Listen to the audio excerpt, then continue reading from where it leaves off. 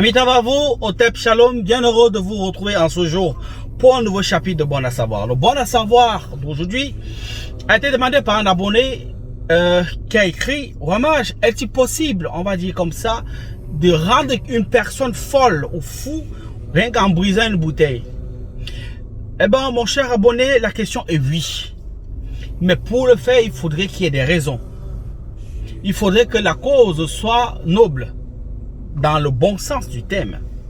Même si parfois on peut utiliser ce type de rituel pour rendre quelqu'un fou ou folle à tort. Donc c'est un couteau à double tranchant. À la base, la bouteille est, on va dire, un objet qu'on utilise pour garder, on va dire comme ça, des solides ou des liquides.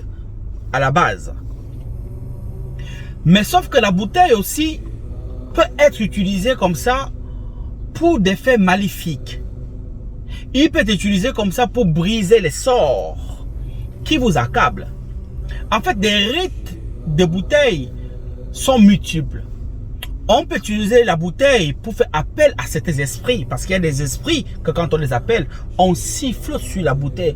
Ouh, ça donne un son. Je ne sais pas si j'ai une bouteille ici. C'est pas trop. Bah, pas chance pour vous. Au creux, c'est-à-dire quand la bouteille est ouverte, on siffle là. Il y a des génies spécifiques en fait qu'on appelle avec ce type de son, avec ce type de sifflotement. Ok.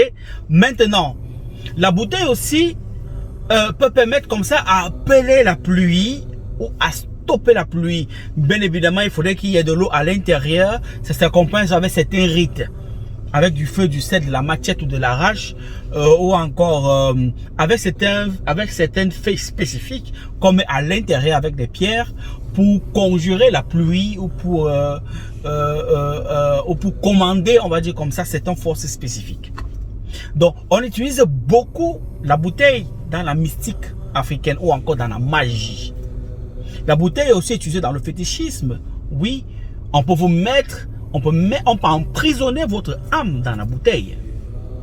Généralement, on le fait pour les sorts d'amour. On le fait quand on veut vous, on appelle ça comment? On veut vous dominer, par exemple. Ou on va vous dombrer. Voilà. On peut utiliser ça en fait. La bouteille. Donc, la bouteille s'utilise de plusieurs façons. Maintenant, ce qui concerne la folie. Généralement, ces bouteilles ne sont pas prises à la maison. Ok? On prend ce type de bouteilles souvent, on va dire, dans les lieux publics. Ok? Une fois que la bouteille est prise dans le lieu public, il faudrait qu'elle soit un peu vieille. Et qu'elle soit un peu ébréchée. On ne peut pas servir une bouteille qui est tout normale. Il faudrait que la bouteille soit vieille, un peu ébréchée. Alors, si quelqu'un vous a fait du tort, et que la personne, vous voulez vous venger de la personne, et il y a un passage dans la Bible, ok? On utilise ça généralement dans le livre de Tob, je vais dire dans la Bible Tob. Je crois oui, Tob. Dans la Bible Tob. Il y a un passage dans la Bible Tob, souvent.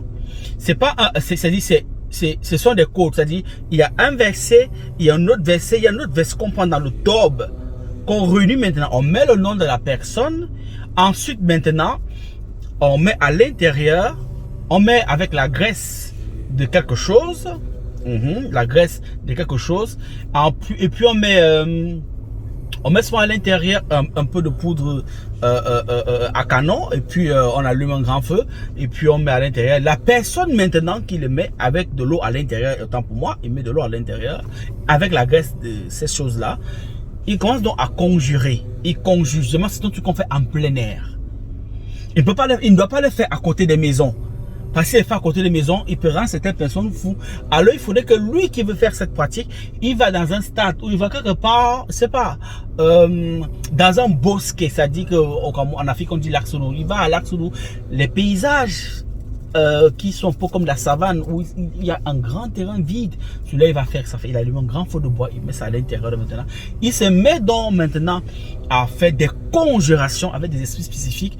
Une fois que la bouteille va chauffer, quand elle va éclater donc maintenant, automatiquement, l'individu là devient fou. Et il y a aussi cette même technique comme ça avec le Coran. il y a certains versets spécifiques qu'on écrit, on met à l'intérieur, on ajoute avec quelques petits parfums, et puis on met, et puis une fois que ça éclate aussi, la personne devient fou. Voilà. Donc, il y a aussi une autre façon de donner la folie à quelqu'un, avec toujours la bouteille. Mais là, il s'accompagne avec ce qu'on appelle la Sainte Bible. C'est un ensemble de codes. Je ne peux pas donner le nom des livres exacts, parce que parmi ceux qui sont très intelligents, mais c'est dans la Bible. Voilà. Mais c'est dans le psaume 119. Ou une fois que vous trouvez ce code dans le psaume 119, ok, une fois que le code de la personne est inséré dans le psaume 119, parce que chaque personne a un code qui se trouve dans le psaume 119. Donc une fois que vous avez trouvé son code, ça s'accompagne avec certains ingrédients, et puis vous faites certaines incantations. Généralement, ça s'accompagne avec des bougies, etc. Dans le feu. Et puis, quand ça va éclater, la personne devient fou. Mais, sauf que, quand la personne devient fou, dans ce genre de circonstances, c'est irréversible. Parce que pour qu'il puisse redevenir normal, il faudrait que vous reconstituiez la bouteille en temps et en heure, en espace. C'est le sort qu'on ne fait pas. Maintenant, celui qui fait ce genre de sort, il y a une part, dans le Coran, il est quelque part écrit, une partie, sa part est retirée pour le paradis. Il y a une de ses parts qui est retirée dans le paradis. Pourquoi? Parce que c'est l'un des sorts les plus dangereux. Nul n'a le droit de ôter la vie à une personne. Nul n'a le droit, on va dire comme ça, de rendre l'être humain de Dieu fou ou folle. Alors quand c'est fait de cette sorte, il y a un prix à payer. Vous qui avez même pratiqué le rituel, vous avez rendu la personne fou. Le génie, après, va vous demander quelqu'un à donner. Ou alors une partie de votre corps ou une partie du corps de membre d'une personne à donner. J'aime sur le sang. Je veux le dire cash. C'est pas des poulets, c'est pas des coqs, c'est pas. Ils n'ont rien à prendre avec. Le sang appelle le sang. Il faudrait que vous donniez une partie à cette entité-là qui a rendu cette personne folle. C'est comme ça. Ce sont des codes. Donc, ce sont des pratiques très difficiles. C'est vrai maintenant qu'il y a certains maîtres spirituels qui arrivent à contourner ces lois en renvoyant parfois ça dans les arbres, ou dans des forêts, ou dans des trucs. Mais quand l'arbre meurt, après, en fait, il gagne un temps, mais il a pillé encore son karma. Donc, c'est une pratique qu'il ne faut pas faire en fait. C'est très dangereux. Maintenant, on peut aussi vous mettre dans la bouteille, peut-être parce que vous discutez un lopin de terre. Vous discutez un terrain, vous discutez une femme, vous discutez un homme, vous discutez... Raison pour laquelle, quand vous avez souvent quelqu'un qui vous avertit derrière sa femme, ou une femme qui vous avertit derrière son mari, je vous assure, quittez. Laissez ce dernier ou cette dernière partir. Parce que vous ne savez pas de quoi elle est capable. Beaucoup de gens sont fous à cause de ça. Ou parfois, si quelqu'un commence à vous menacer pour une terre, même si c'est pour vous, et que vous commencez à battre, vous sentez que non, c'est perdu d'avance, laissez-la avec. Parce que même étant innocent, quelqu'un peut vous rendre fou sur votre propre chose. Quelqu'un peut vous rendre fou ou folle sur la quête de vos parents. Sur l'héritage de vos parents.